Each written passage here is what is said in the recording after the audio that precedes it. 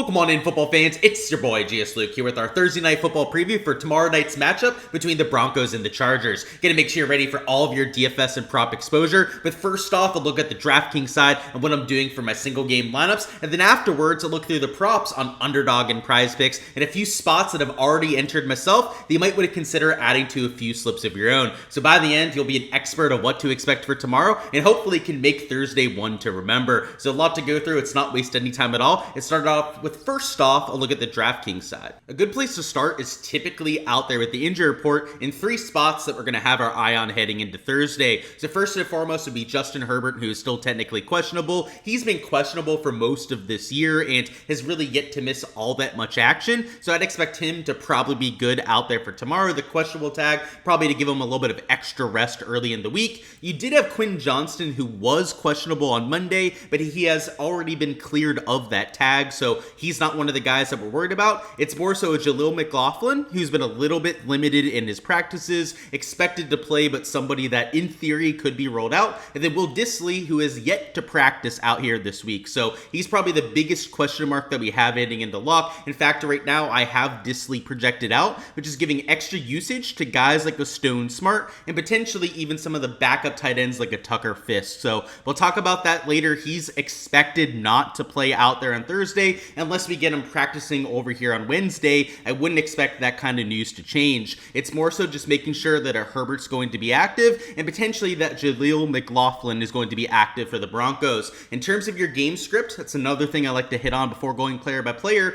You got a relatively close spread between these two teams, about a 3-point spread favoring LA, who's the home team, and then a relatively low total as well. So it's in your low 40s. You've got two stout defenses going head to head, so you'd expect a relatively low total there. And I think the quote-unquote chalk out there in large field GPPs is going to be a lot of people playing low scoring 3-3 lineups. Maybe they get to a 4-2 playing one of the two defenses, where they use that to get quote unquote different. I think you're going to see a lot of people playing close game scripts. I think the way to get different out there in those large field contests would be to play a 5-1 for either team, or to perhaps still go with a 4-2 like some people may do, but to get a little bit more different about it, right? Try and force your hand a little bit. Maybe it's taking two running backs from the same team. Maybe it's going a defense, a running back, and a kicker out there from the same team. There are going to be ways to play those 4-2 game scripts that are different than what the rest of the field is going to do. I think you're going to see a lot of people taking a quarterback, a running back, and a wide receiver out there from one of the two teams.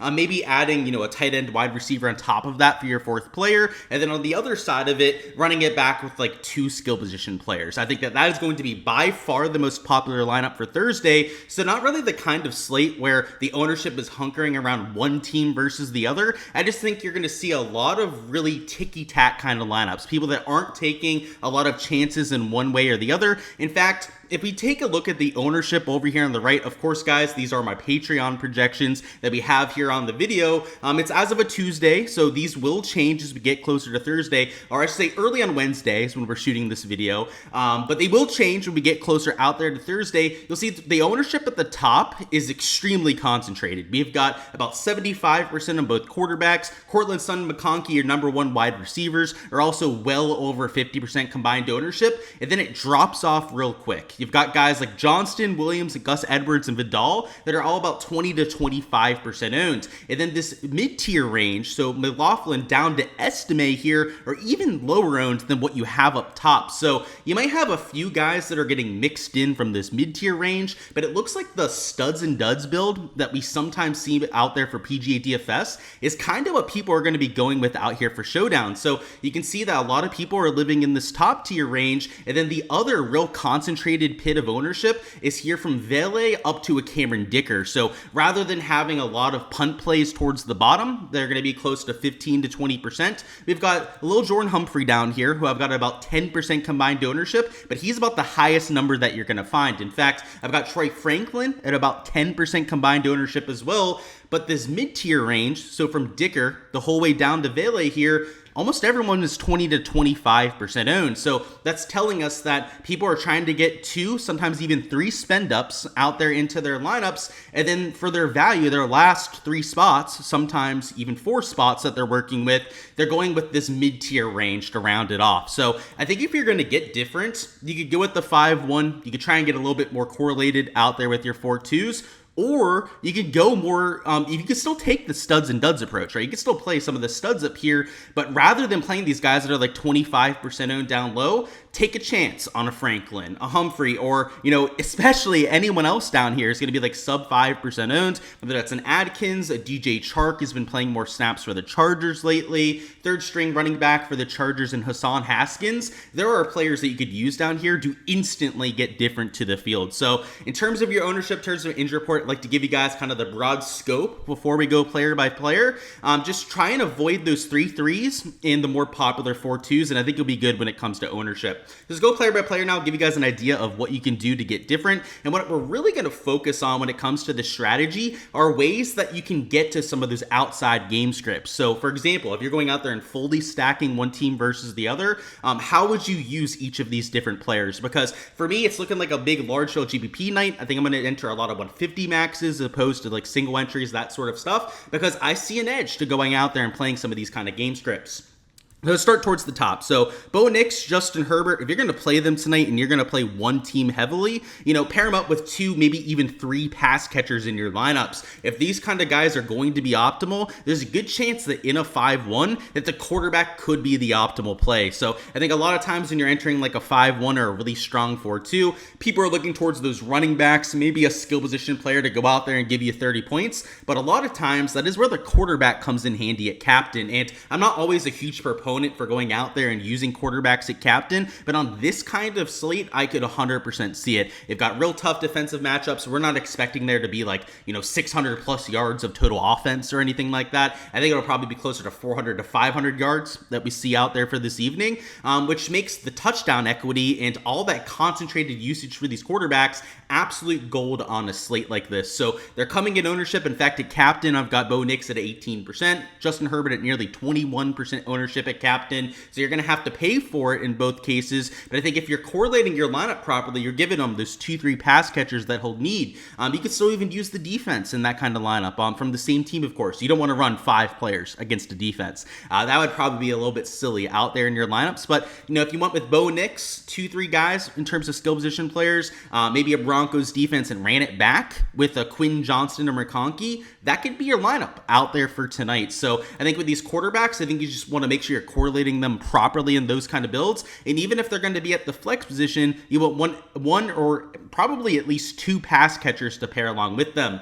You got a Cortland Sutton here at $9,600. He had a little bit of a down week the last time out, which is giving us a softer price tag on him. He would probably be the most expensive player on the slate if he had come in with the kind of form that he had before last week. And this was a guy that was averaging like 7 catches per game, nearly 100 receiving yards over the last month and a half, and nearly a touchdown per game as well. So he had been on one of the hottest stretches of any player in the NFL. He is about 55% owned, but playing as slate underdogs against the Chargers defense, which has been extremely tough to go against, but that kind of game script could be favorable out there for Sutton. So I really like him at $9,600. I think McConkey is an okay play. I don't like him nearly as much as Cortland Sutton. Sutton just has a little bit more of that deep play threat than what you have with McConkey. McConkey more of that PPR sort of wide receiver. So if you're going to go with a 5-1 and you're looking for a buyback over here with the Chargers, I think McConkey could be a really good buyback option. Now, Cortland Sutton, you could use him as a buyback, but the reason why I say McConkey is perfect in that kind of role is because his role is mostly down to PPR production. He's going to get you those 15 to 20 fantasy points, likely with something like 7-8 catches, maybe over that 100-yard bonus, which as a buyback, if there's not going to be a whole bunch of touchdown production out there for your team, hence why you'd be going with a 5-1 and need a buyback, maybe McConkey's the only guy that gets there out there from the Chargers. So that would be the idea in using him in that kind of role. It could be a Quentin Johnston, but just as I said before, McConkey's more of that PPR wide receiver as opposed to the big play threats that you have in a Sutton and a Johnston. So that's why if you're looking for a buyback, regardless of what team that you're using, I like these possession wide receivers just a little bit more. You got Javonte Williams here at $7,600. I guess I'll throw in Quentin Johnston into the same bucket. Their points per dollar efficiency is certainly a lot lower than the guys that you have up top, but their ownership is reflecting that as well. So in those large field GPPs, there's a time and a place to get into a Johnston or a Williams. You can use them to get some differentiation to the field, and by doing so, it's also going to spread out your salary a little bit more, rather than having that quote-unquote studs and duds approach that I was talking about being very popular before. If you take one of your quote-unquote studs and move them down to, let's say, a $7,600 Williams, rather than having to round out your lineup with one of these real chalky guys in that 4 and 5K range, maybe you can spend up and get a better player as your last man in. So that's the added benefit of getting to one of these lower owned options. And if you're a large field GPP player, like what I'm going to be playing tonight, there's a lot of value in getting that sub 30% ownership. You got Edwards, Vidal, both the running backs for the Chargers tonight. J.K. Dobbins expected to be out once again. I believe he's on IR, so no chance at playing over there for tomorrow. But Gus Edwards, Vidal, both have been getting touches the last 3-4 weeks.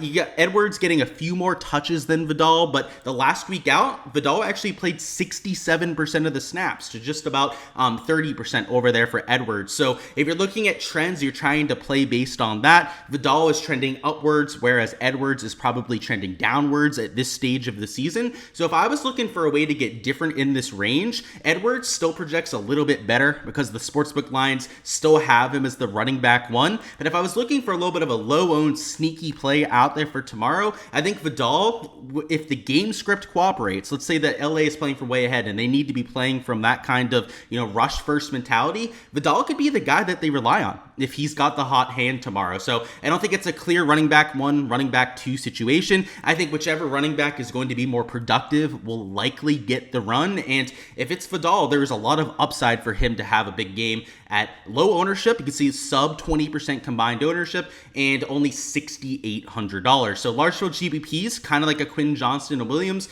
he's not my favorite play. Like if you're playing a $100 single entry, that sort of thing. But if you're entering in a big 150 max, these are the kind of guys that I'm taking shots on all day. You got Jaleel McLaughlin. He is technically questionable, so make sure that he's active if you plan on using him, but probably not my favorite play out there in lineups anyways. Just a little bit expensive for the kind of ceiling that he brings. He's sharing running back usage with 2-3 other guys over there for the Broncos, so just kind of a tough player to get to, and really all 3 of those running backs, pretty tough options to get to. So whether that would be Williams, who we already talked about, McLaughlin here, or even an Audric Estime, who's there at $5,600. In terms of a pure punt in this mid-tier range, Josh Palmer could be used at $6,400. He's been used quite a bit lately. You have McConkey expected to play, so it's not like he's going to be the wide receiver 1 or 2 like he had been for a few weeks lately, but still 7.8 point projection, a solid mid-tier option if you're getting to him. Cameron Dicker, Will Lutz will be a lot more popular than you probably expect.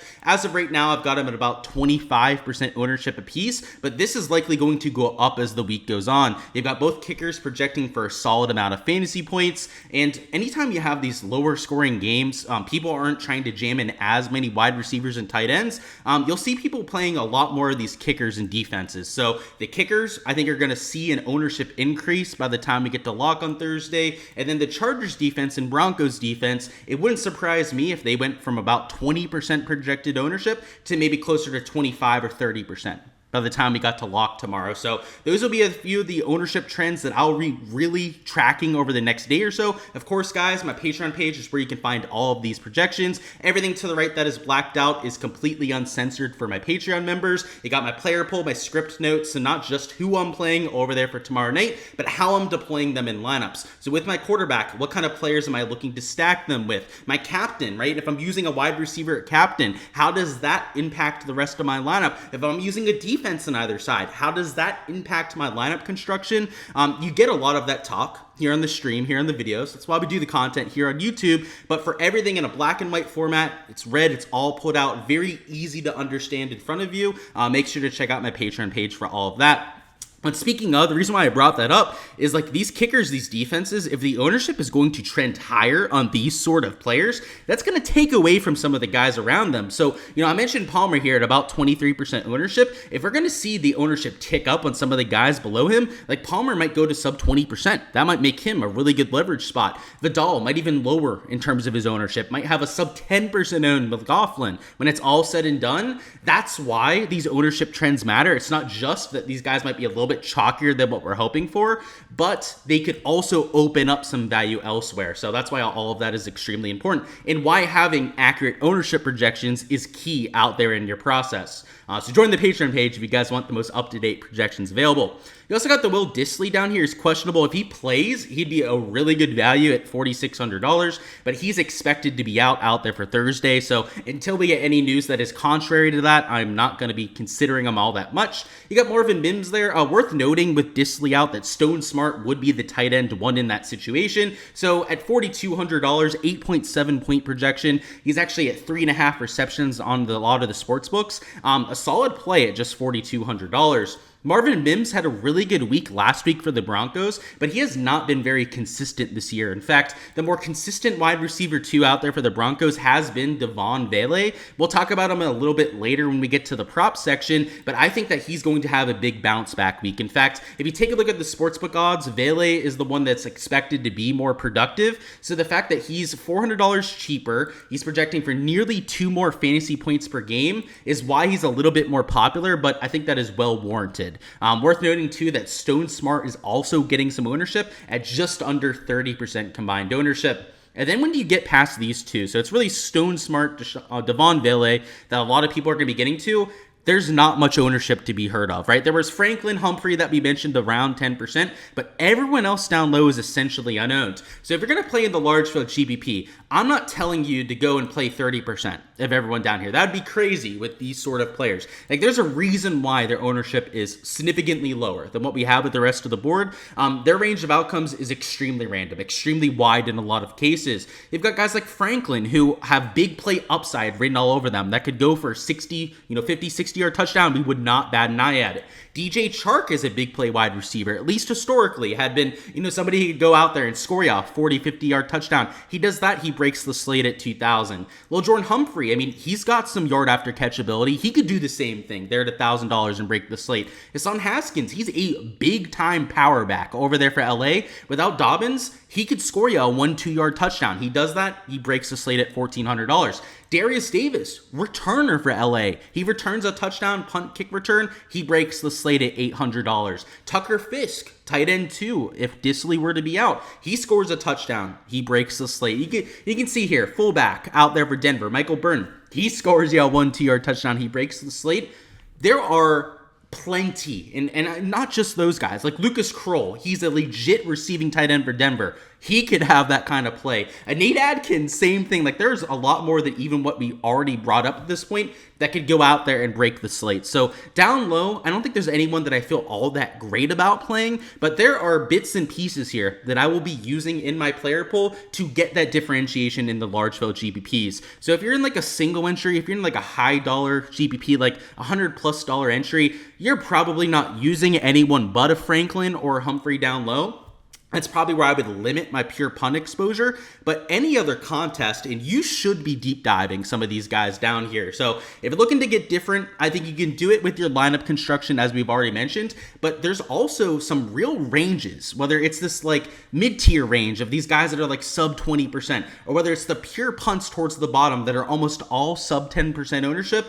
There are spots that you can really get different to the field tomorrow. And now for the prop side of things, where I've got a few props I've already entered that you might want to keep an eye on yourself. So we're going to start over here in Underdog with a slip that I've already gone with. And the first prop is going to be an under on Quinn Johnston receptions. He's at 3.5, and he's actually juiced 130 towards the under on FanDuel. So the fact that we're getting a boosted payout over here on Underdog is why I'm taking this over here for the slip. While on other sites, he is about even money for this prop, I think that as we get closer to lock, you're going to see some sharp money coming in on this under. The reason for that that, of course, would be his hit rate for the year. He's only gone over this line in 5 of his games this year. The rest of them, he's gone under, and very much so under, like 0-1 catches in a lot of his games this season. And while the last 2 games have been his best of the year, he's gone for 5 catches the last 2 games. You'd be crazy to ignore that when going over this sort of prop. But you have to think about the kind of game scripts that he was in. Last week, playing from behind for most of the game, they were passing the ball a lot more than what they're used to. And if you go to the game before that as well, it was a lot of the same against Kansas City. So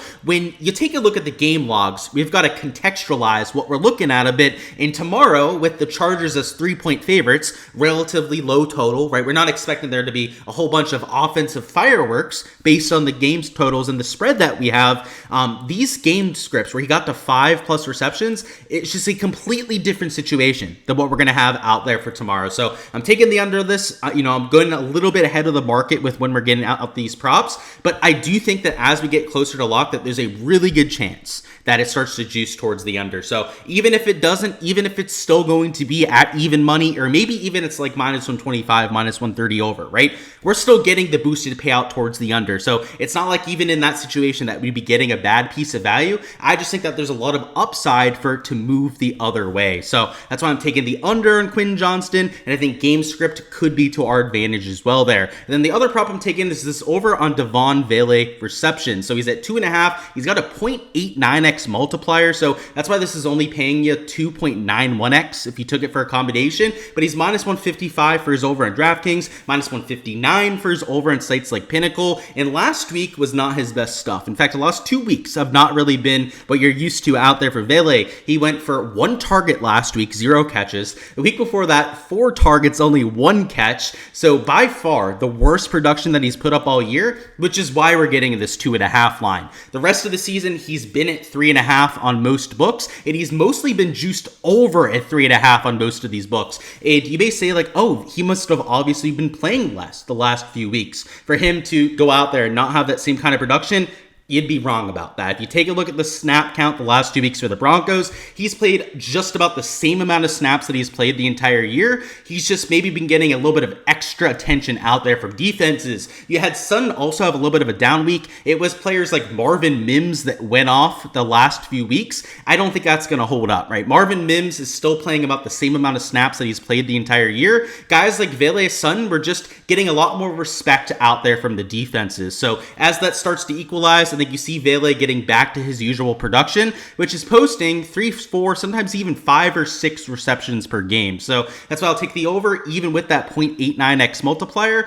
and pair it up with the Quinn Johnston under with the 1.09x multiplier. And then over here in Prize Picks, I actually haven't entered anything myself yet, but I do want to brainstorm a few props with you guys. So what I usually like to do is I want to have an idea of props that I want to attack, kind of like we had here with Quinn Johnston. Like the odds weren't where we wanted them quite yet, but I try to anticipate line movements, and I guess we'll talk about some of the anticipated line movements that I'm looking for. So first would be the Stone Smart prop. Now, I'm not going to enter this until we get the news on Disley. If Disley were to be rolled in, like, you take this under on Stone Smart as fast as humanly possible. It's worth noting, though, that even if Disley plays, I think that Stone Smart is going to out-snap Disley. Like, you're going to see Stone Smart probably play 50, maybe even close to 60% of the snaps, even if Disley plays. But that would make this go from like an even money prop out there in books to probably a 2.5 reception line afterwards. So that's something that I was eyeing up. I was also looking at this over on Cortland Sutton. This is probably something that I'll end up entering myself. So we'll actually keep this one in over here on Prize Picks. He's at 5.5 on books, and he's juiced like -150 under. Now, for the season, his hit rate on this over is excellent, which is why I don't really understand why he's -150 under. I know that the Chargers are a tough defense, but this is one of the few games that they've played. They're a 9-5 team. Let me remind you, right? The Broncos are not a bad team this year. This is one of the few games where they're going to be clear underdogs heading into lock. So the fact that he's juiced under at 5.5, even though he's got a really good hit rate towards the over this year, was a little bit baffling to me. It's got to be matchup based. You know, obviously you make adjustments for that. That's what they're doing out there in that kind of prop. But at 5, we get the push equity down there at 5. And obviously if the game script cooperates, if the Chargers are going to be playing from ahead, like the script would indicate, that would further boost this towards the over. So I'm probably going to end up entering this at some point out there before lock. We'll have to see about the news with Stone Smart. I was also looking at this Kamani Vidal prop. I was was looking at the under, believe it or not, but here's why I didn't enter it, and actually why I might take the under by the time that we get, the over by the time that we get to lock.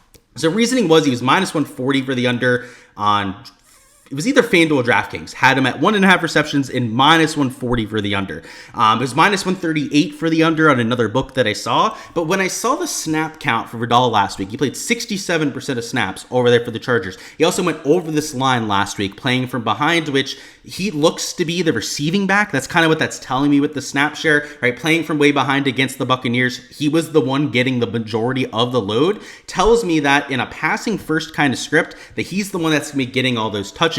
And he was relatively productive last week. He also, took advantage of the extra snaps that he was getting. If he continues to get the bulk of the snaps this week, which it's not a guarantee at all, but maybe the beat reporter comes out and tells us that they plan on using Vidal more than Edwards, this over on receptions would be one of the first props that I got to. So we're waiting on news over there with LA. That's the case when you're putting out previews like this so early into the week. But I just wanted to give you guys a little idea of some of the props I was looking at. So by the way, with rushing attempts and under on Vidal, if he's not going to be the lead back, that would be a clear spot to look at.